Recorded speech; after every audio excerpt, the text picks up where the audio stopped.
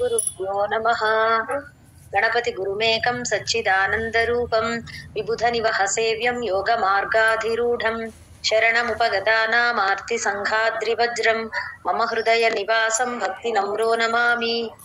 वसुदेवतं देवं कंसचाणूरमर्दनं देवकी परमानन्दं कृष्णं वन्दे जगद्गुरुम्। जय गुरुदत्त। ह्योऽयम् अच्छेद्योऽयमदाह्योऽयम् अच्छेद्योऽयमदाह्योऽयम् अच्छेद्योऽयमदाह्योऽयम् అక్లేద్యో శోష్య ఏవ చ గ్యాప్ ఇచ్చి ఏవ చ చెప్పాలి. అక్లేద్యో శోష్య ఏవ చ అక్లేద్యో శోష్య ఏవ చ అక్లేద్యో శోష్య ఏవ చ నిత్య సర్వగత స్థాణు సా కింద సావులు రెండు స్థాణు మహాప్రాణం అలాగే నిత్య సర్వగత స్థాణుః నిత్య సర్వగత స్థాణుః నిత్య సర్వగత స్థాణుః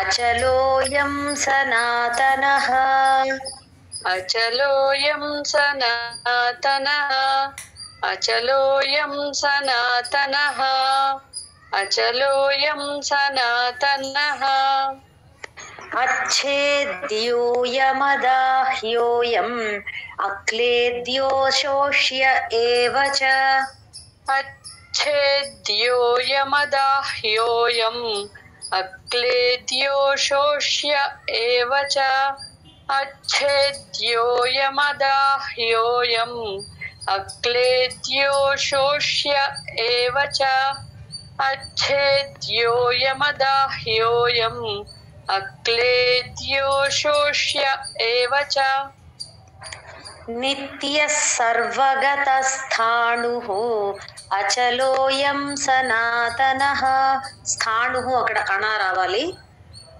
నిత్య సర్వగత స్థాణుః అచలోయం సనాతనః నిత్య సర్వగత స్థాణుః అచలోయం సనాతనః నిత్య సర్వగత స్థాణుః అచలోయం సనాతనః అచ్ఛేద్యోయమదాహ్యోయం అక్లేద్యో శోష్య ఏవ చ నిత్య సర్వగత స్థాణు అచలోయం సనాతనః अच्छेद्योऽयमदाह्योऽयम् अक्लेद्यो शोष्य एव च नित्यः सर्वगतस्थाणुः अचलोऽयं सनातनः अच्छेद्योऽयमदाह्योऽयम् अक्लेद्यो शोष्य एव च नित्यः सर्वगतस्थाणुः अचलोऽयं सनातनः अच्छेद्योऽयमदाह्योऽयम् अक्लेद्यो शोष्य एव च नित्यः सर्वगतस्थाणुः अचलोऽयं सनातनः अच्छेद्योऽयमदाह्योऽयम् अक्लेद्यो शोष्य एव च नित्यः सर्वगतस्थाणुः अचलोऽयं सनातनः अच्छेद्योऽयमदाह्योऽयम् अक्लेद्यो शोष्य एव च नित्यः सर्वगतस्थाणुः अचलोऽयं सनातनः अच्छेद्योऽयमदाह्योऽयम् अक्लेद्यो शोष्य एव च नित्यः सर्वगतस्थाणुः अचलोऽयं सनातनः. 25th శ్లోకము. అవ్యక్తోయమచింత్యోయం అవ్యక్తోయమచింత్యోయం అవ్యక్తోయమచింత్యోయం అవ్యక్తోయమచింత్యోయం అవికార్యోయముచ్యతే. ముచ్యతే అన్నప్పుడు చా కింద యావత్తు క్లియర్ గా రావాలి, ముచ్యతే అని అనకూడదు. యకారం క్లియర్ గా పలకండి అందరూ. అవికార్యోయముచ్యతే. అవికార్యోయముచ్యతే.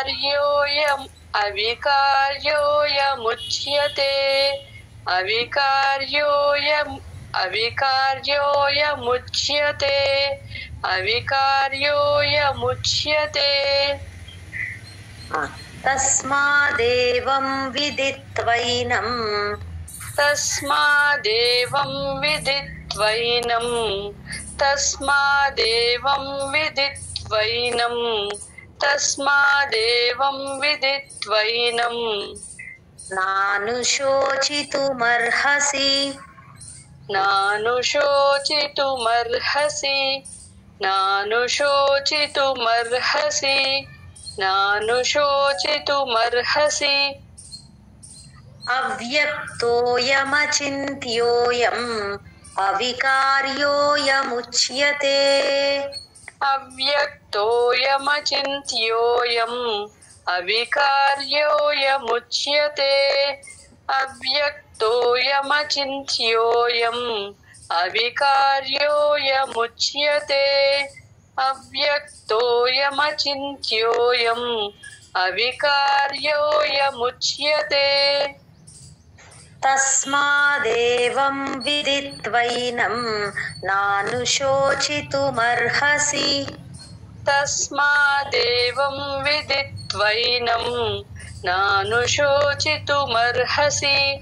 తస్మాదేవం విదిత్వైనం నానుశోచితుమర్హసి. తస్మాదేవం విదిత్వైనం నానుశోచితుమర్హసి. అవ్యక్తోయమచింత్యోయం అవికార్యోయముచ్యతే. తస్మాదేవం విదిత్వైనం నానుశోచితుమర్హసి. అవ్యక్తోయమచింత్యోయం అవికార్యోయముచ్యతే.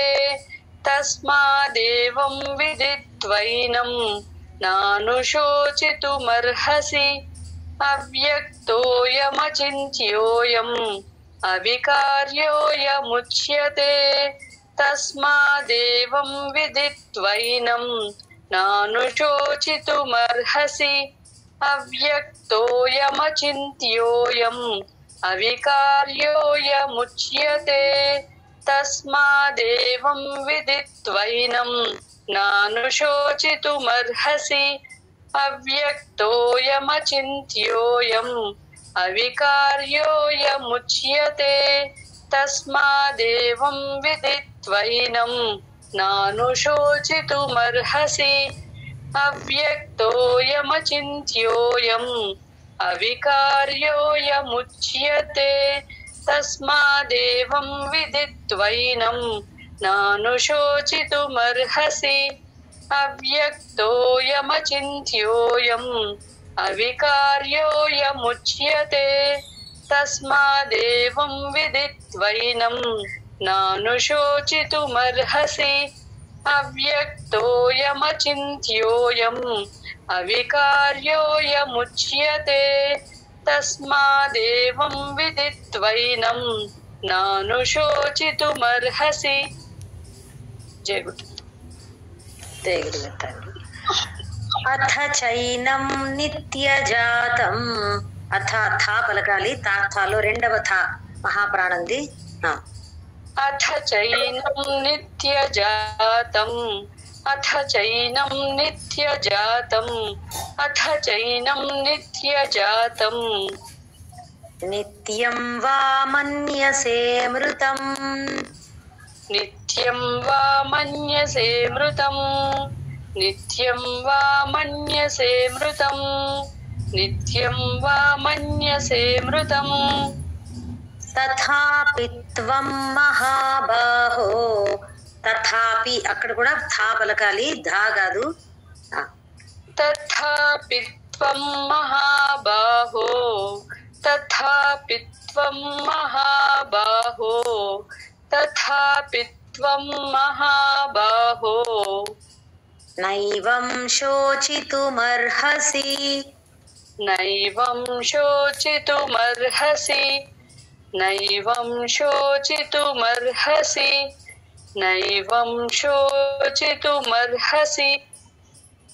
అథ చైనం నిత్యజాతం నిత్యం వా మన్యసే మృతం అథ చైనం నిత్యజాతం నిత్యం వా మన్యసే మృతం మన్యసే మామూలు నా పలకండి అనా పలుకుతున్నట్టుగా వినబడుతుంది అప్పుడప్పుడు మన్యసే మృతం అథ చైనం నిత్యజాతం నిత్యం వా మన్యసే మృతం అథ చైనం నిత్యజాతం నిత్యం వా మన్యసే మృతం అథ చైనం నిత్యజాతం నిత్యం వా మన్యసే మృతం తథాపి త్వం మహాబాహో నైవం శోచితుమర్హసి తథాపి త్వం మహాబాహో నైవం శోచితుమర్హసి తథాపి త్వం మహాబాహో నైవం శోచితుమర్హసి తథాపి త్వం మహాబాహో నైవం శోచితుమర్హసి అథ చైనం నిత్యజాతం నిత్యం వా మన్యసే మృతం తథాపి త్వం మహాబాహో నైవం శోచితుమర్హసి అథ చైనం నిత్యజాతం నిత్యం వా మన్యసే మృతం తథాపి త్వం మహాబాహో నైవం శోచితుమర్హసి అథ చైనం నిత్యజాతం నిత్యం వా మన్యసే మృతం తథాపి త్వం మహాబాహో నైవం శోచితుమర్హసి అథ చైనం నిత్యజాతం నిత్యం వా మన్యసే మృతం తథాపి త్వం మహాబాహో నైవం శోచితుమర్హసి అథ చైనం నిత్యజాతం నిత్యం వా మన్యసే మృతం తథాపి త్వం మహాబాహో నైవం శోచితుమర్హసి అథ చైనం నిత్యజాతం నిత్యం వా మన్యసే మృతం తథాపి త్వం మహాబాహో నైవం శోచితుమర్హసి అథ చైనం నిత్యజాతం నిత్యం వా మన్యసే మృతం తథాపి త్వం మహాబాహో నైవం శోచితుమర్హసి అథ చైనం నిత్యజాతం నిత్యం వా మన్యసే మృతం తథాపి త్వం మహాబాహో నైవం శోచితుమర్హసి నా కింద యావత్తున్నప్పుడు ఇంకొంచెం ప్రాక్టీస్ చేయాలి అయితే లైట్ గా అలా వెళ్తోందండి. అవును. ఓకే. జాతస్య హి ధ్రువో మృత్యుః. ఒక్క నిమిషం ఇక్కడ జాతస్య హి ధ్రువో, ఆ ధ్రువు దగ్గర కొంచెం నొక్కి పెట్టి చెప్పాలండి. ధ్రువు అని మృత్యు తా కింద యావత్తు క్లారిటీగా రావాలి. అక్కడ కొంతమంది అప్పుడప్పుడు యాసగా చెప్తారు, చూసుకోండి. జాతస్య హి ధ్రువో మృత్యుః. జాతస్య హి ధ్రువో మృత్యుః. జాతస్య హి ధ్రువో మృత్యుః. జాతస్య హి ధ్రువో మృత్యుః. ధ్రువం జన్మ మృతస్య చ. ధ్రువం జన్మ మృతస్య చ. ధ్రువం జన్మ మృతస్య చ. ధ్రువం జన్మ మృతస్య చ.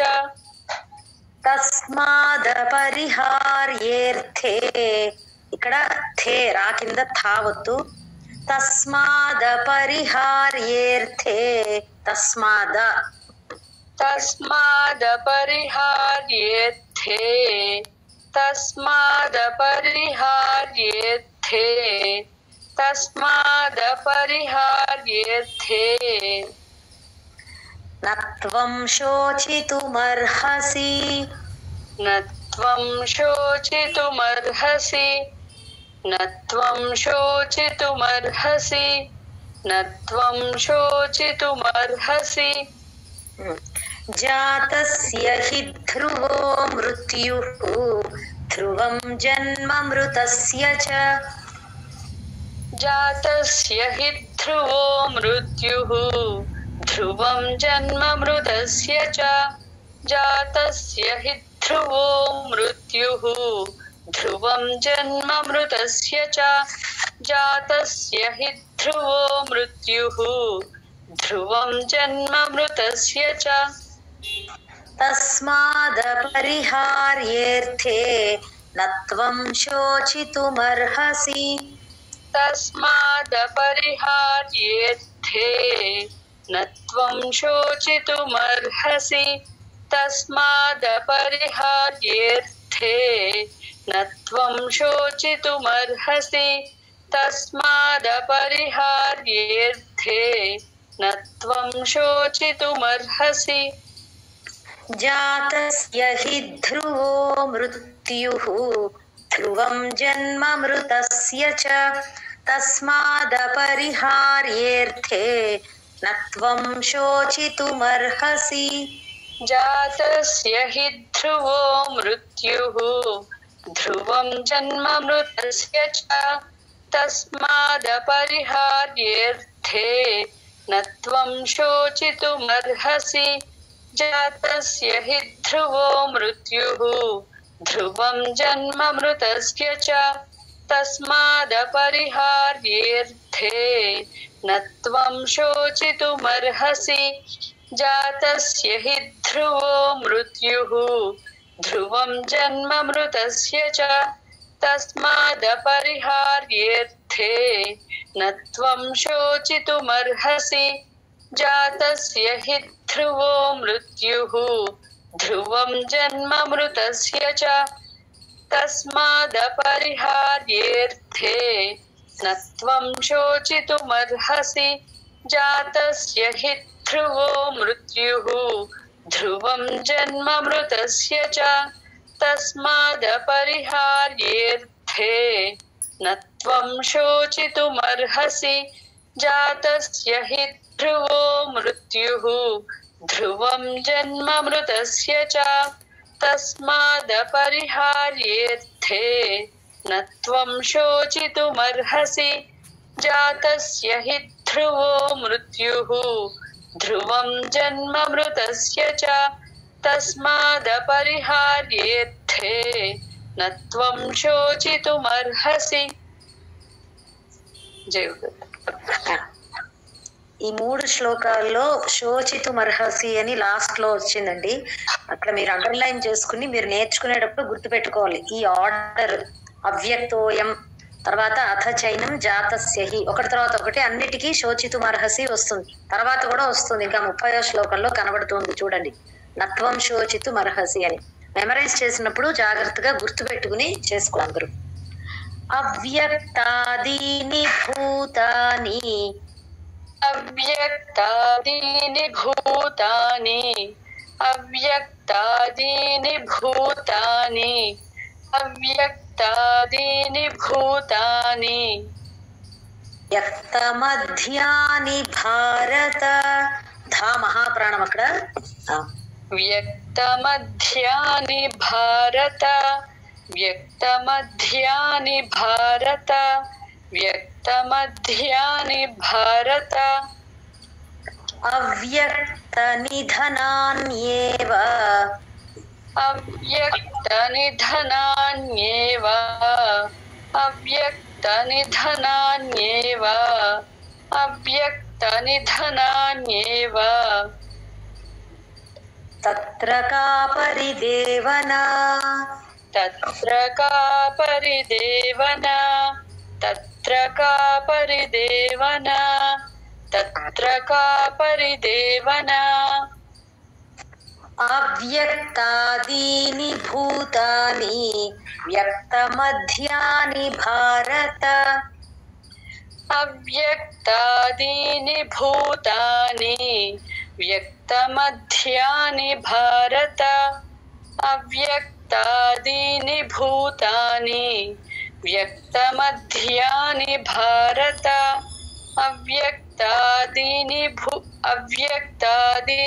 भूतानि व्यक्तमध्यानि भारत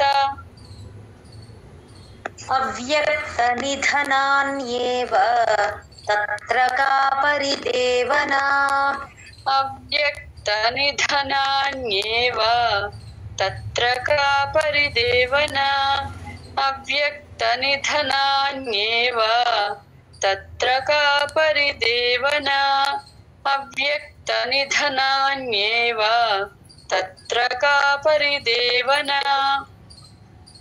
अव्यक्तादीनि भूतानि व्यक्तमध्यानि भारत अव्यक्तनिधनान्येव तत्र का परिदेवना अव्यक्तादीनि भूतानि व्यक्तमध्यानि भारत अव्यक्तनिधनान्येव तत्र का परिदेवना अव्यक्तादीनि भूतानि व्यक्तमध्यानि भारत अव्यक्तनिधनान्येव तत्र का परिदेवना अव्यक्तादीनि भूतानि व्यक्तमध्यानि भारत अव्यक्तनिधनान्येव तत्र का परिदेवना अव्यक्तादीनि भूतानि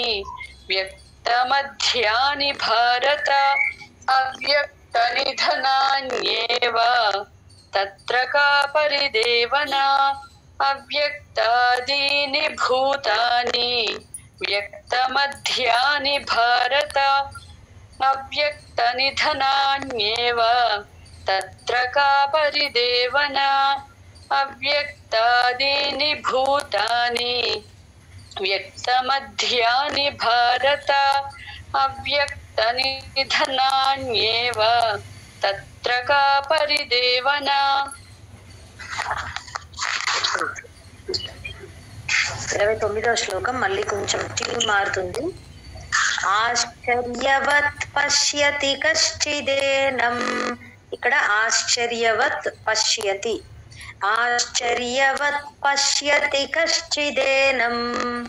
आश्चर्यवत् पश्यति कश्चिदेनम् आश्चर्यवत् पश्यति कश्चिदेनम् आश्चर्यवत् पश्यति कश्चिदेनम् ఆశ్చర్యవద్ వదతి తథైవ చాన్యః.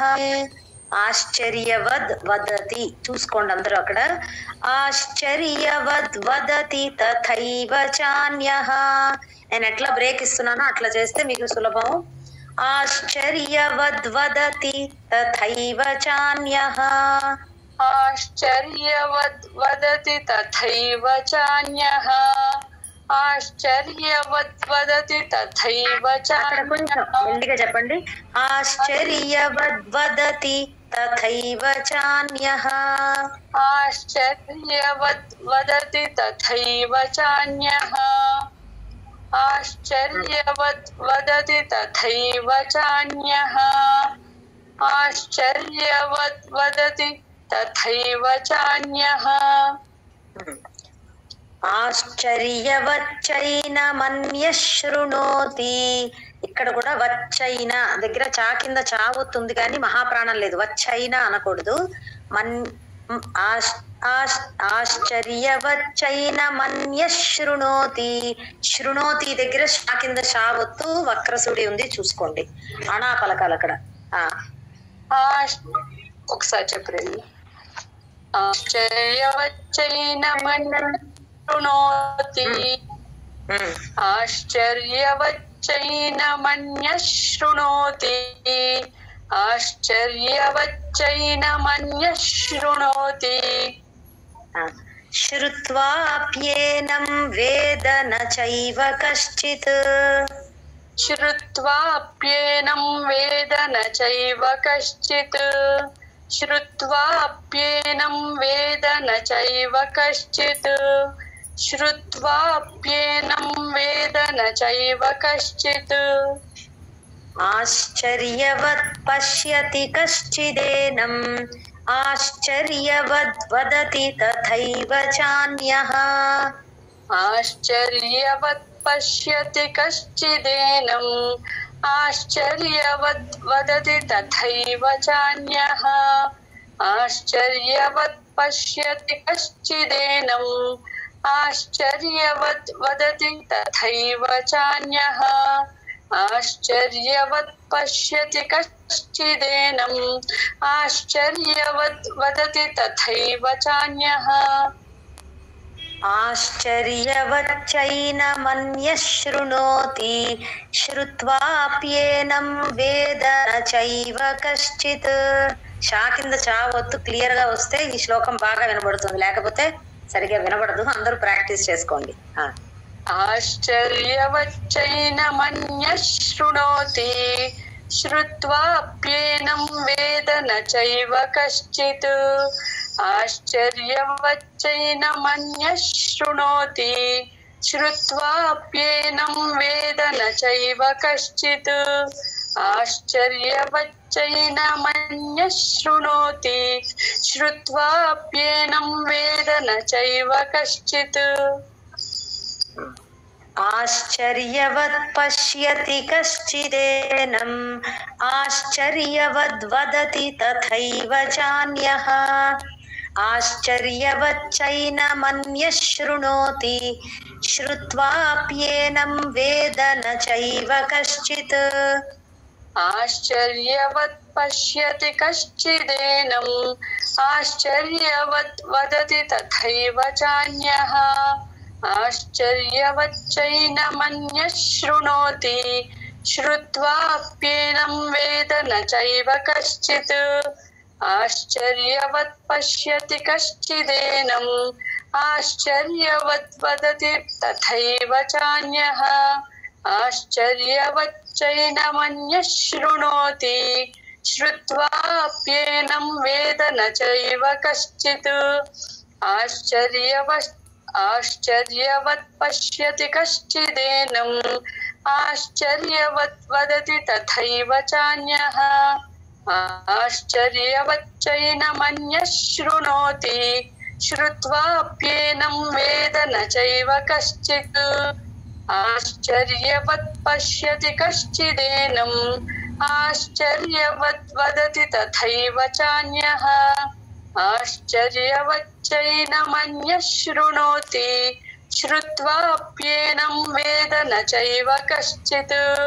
ఆశ్చర్యవత్ పశ్యతి కశ్చిదేనం ఆశ్చర్యవద్ వదతి తథైవ చాన్యః ఆశ్చర్యవచ్చైనమన్యః శృణోతి శ్రుత్వాప్యేనం వేద న చైవ కశ్చిత్.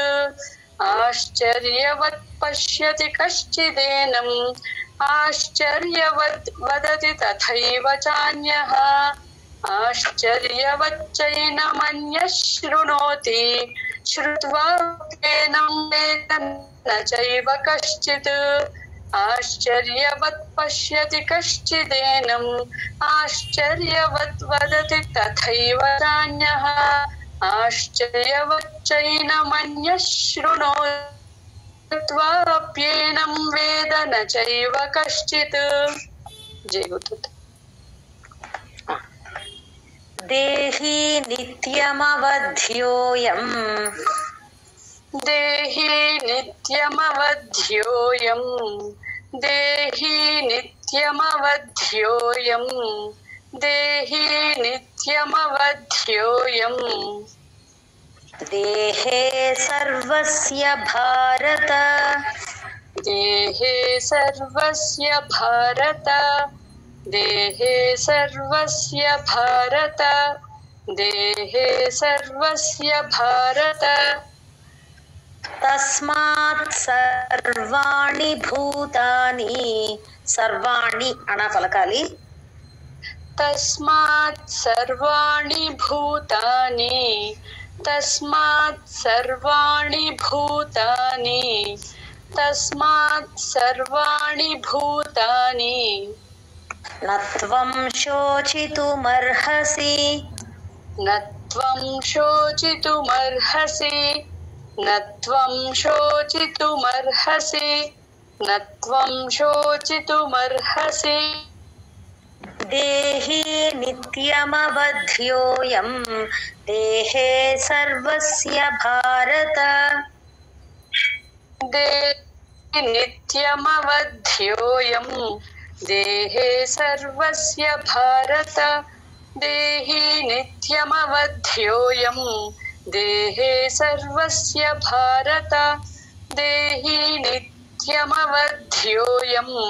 देहे सर्वस्य भारत तस्मात् सर्वाणि भूतानि न त्वं शोचितुमर्हसि तस्मात् सर्वाणि भूतानि न त्वं शोचितुमर्हसि तस्मात् सर्वाणि भूतानि न त्वं शोचितुमर्हसि तस्मात् सर्वाणि भूतानि न त्वं शोचितुमर्हसि देहि नित्यमवध्योऽयं देहे सर्वस्य भारत तस्मात् सर्वाणि भूतानि न त्वं शोचितुमर्हसि देहि नित्यमवध्योऽयं देहे सर्वस्य भारत तस्मात् सर्वाणि भूतानि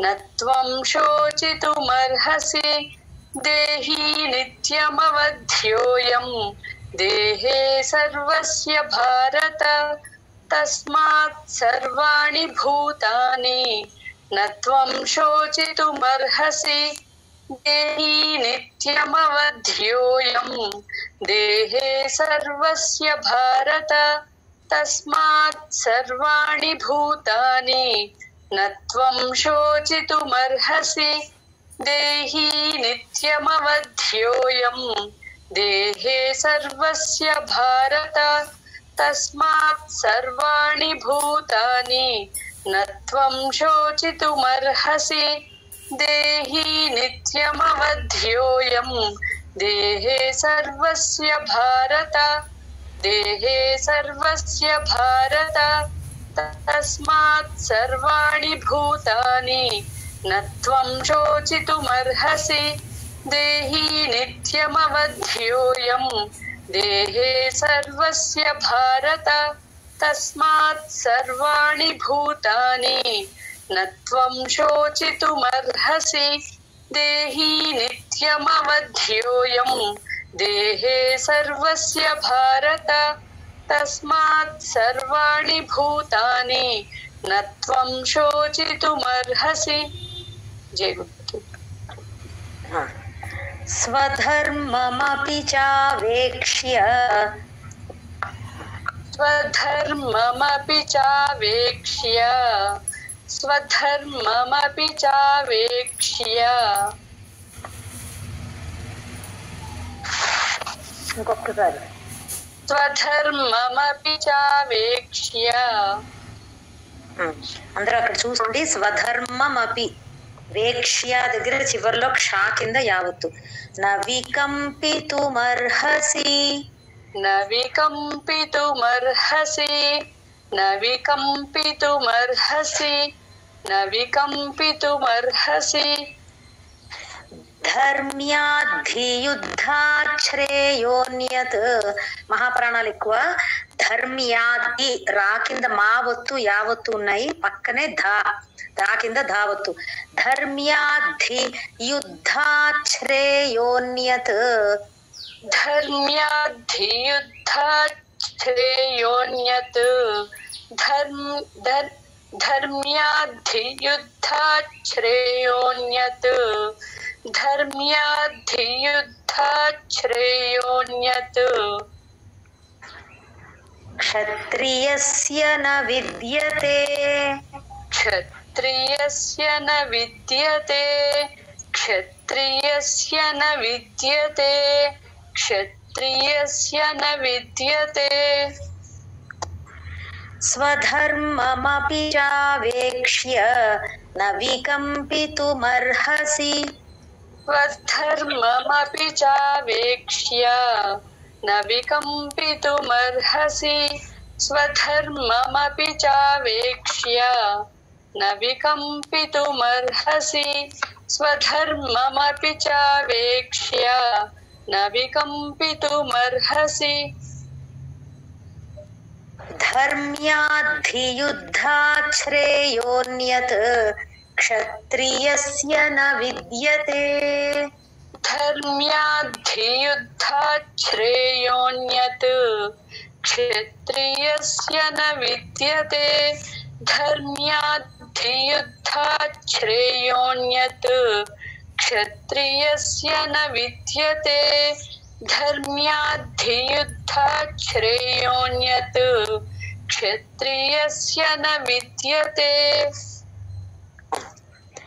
స్వధర్మమపి చావేక్ష్య న వికంపితుమర్హసి ధర్మ్యాద్ధియుద్ధాత్ శ్రేయోన్యత్ క్షత్రియస్య న విద్యతే స్వధర్మమపి చావేక్ష్య న వికంపితుమర్హసి ధర్మ్యాద్ధియుద్ధాత్ శ్రేయోన్యత్ క్షత్రియస్య న విద్యతే స్వధర్మమపి చావేక్ష్య న వికంపితుమర్హసి ధర్మ్యాద్ధియుద్ధాత్ శ్రేయోన్యత్ క్షత్రియస్య న విద్యతే స్వధర్మమపి చావేక్ష్య న వికంపితుమర్హసి ధర్మ్యాద్ధియుద్ధాత్ శ్రేయోన్యత్ క్షత్రియస్య న విద్యతే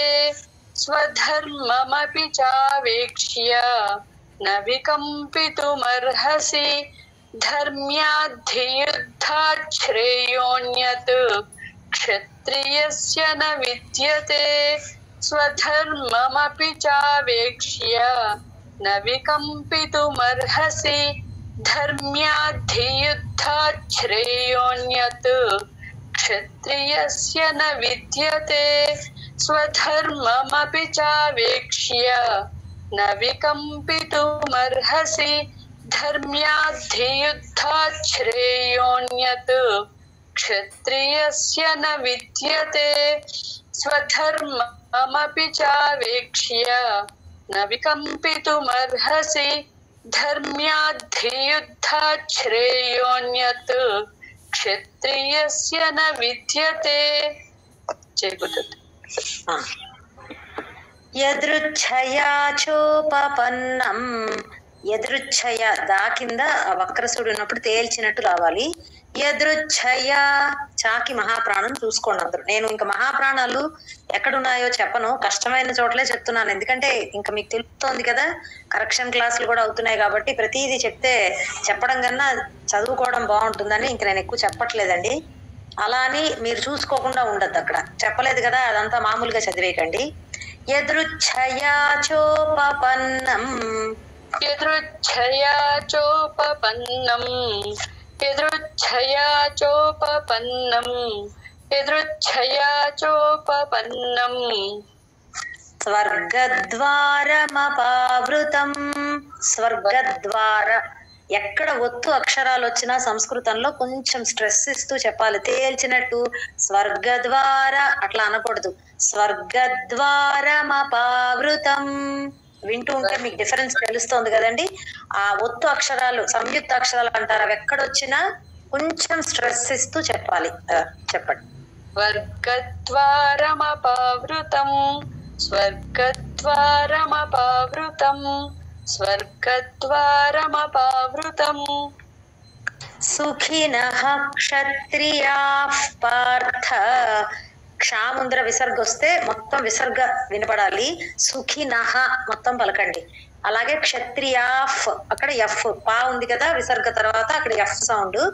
సుఖినః క్షత్రియాః పార్థ, సుఖినః క్షత్రియాః పార్థ, సుఖినః క్షత్రియాః పార్థ, సుఖినః క్షత్రియాః పార్థ.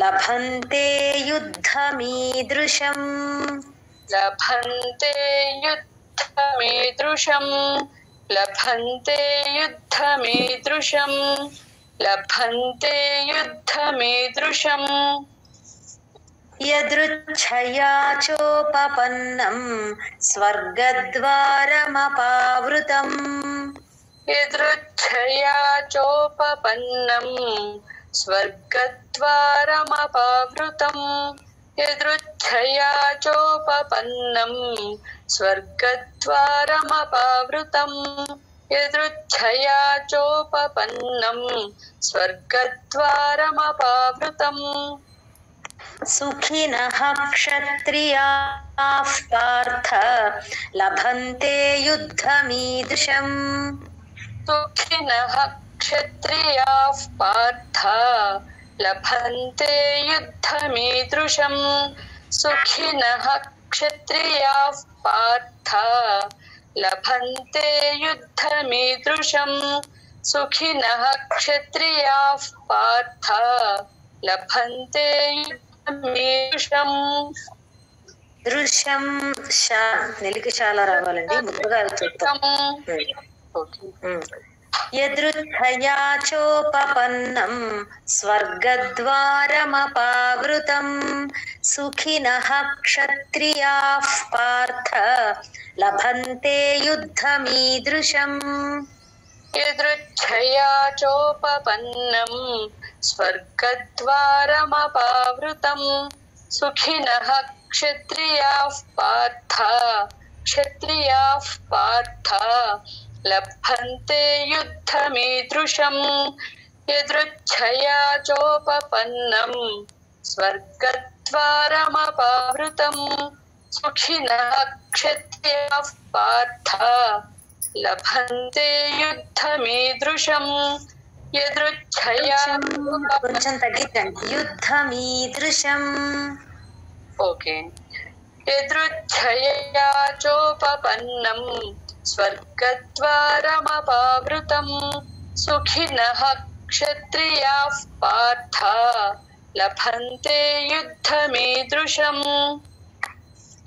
యదృచ్ఛయా చోపపన్నం స్వర్గద్వారమపావృతం సుఖినః క్షత్రియాః పార్థ లభంతే యుద్ధమీదృశం యదృచ్ఛయా చోపపన్నం స్వర్గద్వారమపావృతం సుఖినః క్షత్రియాః పార్థ లభంతే యుద్ధమీదృశం యదృచ్ఛయా చోపపన్నం స్వర్గద్వారమపావృతం సుఖినః క్షత్రియాః పార్థ లభంతే యుద్ధమీదృశం యదృచ్ఛయా చోపపన్నం స్వర్గద్వారమపావృతం సుఖినః క్షత్రియాః పార్థ లభంతే యుద్ధమీదృశం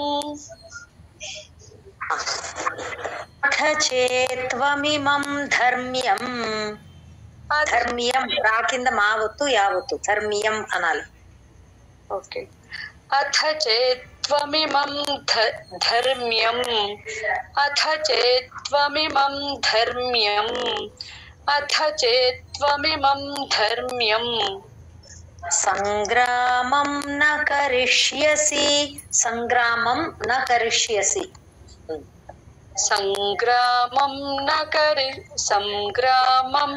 కరిష్యసి కరెక్ట్ సంగ్రామం అండి సంగ్రామం ఫస్ట్ సా దగ్గర సంగ్రా అనాలి ఫస్ట్ సా దగ్గర ఎన్నో మా తర్వాత ఎమ్మైంది అవునండి అవును అవును ఓకే సంగ్రామం న మరి కరిష్యసి స్పందని వినపడకూడదు అంగం అన్నమాట తెలుగులో ఎలా పలుకుతాం అట్లా రావాలి సంగ్రామం న సంగ్రామం న కరిష్యసి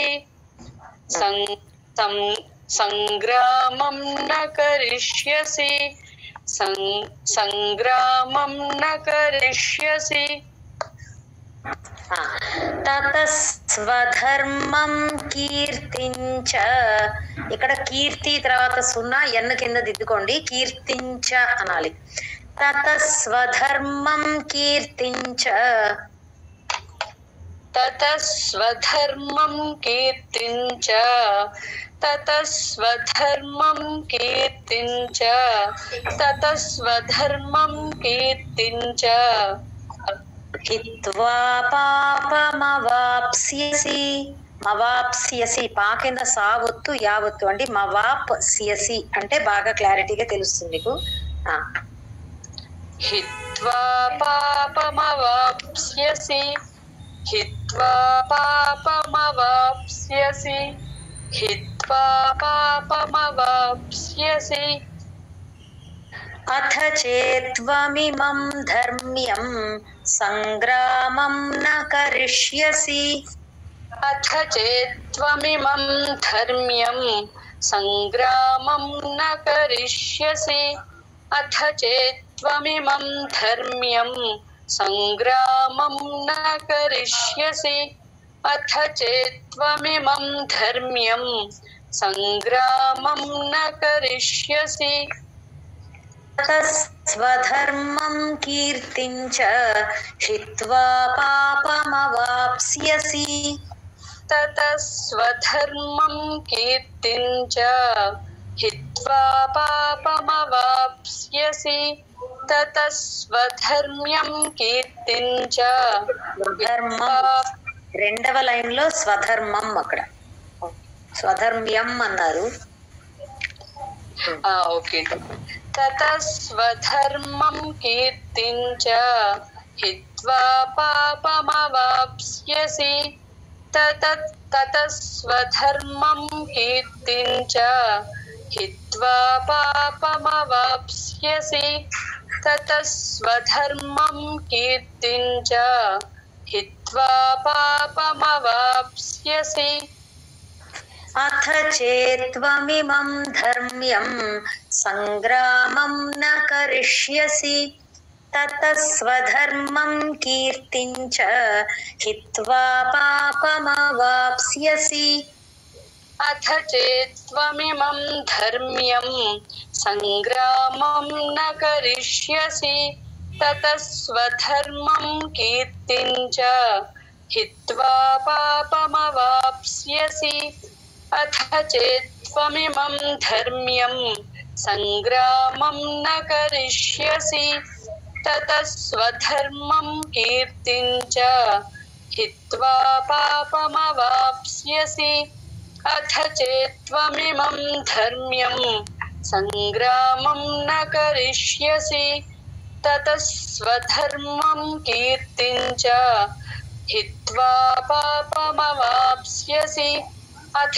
चेत्त्वमिमं धर्म्यं संग्रामं न करिष्यसि ततः स्वधर्मं कीर्तिं च हित्वा पापमवाप्स्यसि अथ चेत्त्वमिमं धर्म्यं संग्रामं न करिष्यसि ततः कीर्तिं च हित्वा पापमवाप्स्यसि अथ चेत्त्वमिमं धर्म्यं संग्रामं न करिष्यसि ततः स्वधर्मं कीर्तिं च हित्वा पापमवाप्स्यसि अथ चेत्त्वमिमं धर्म्यं संग्रामं न करिष्यसि ततः स्वधर्मं कीर्तिं च हित्वा पापमवाप्स्यसि।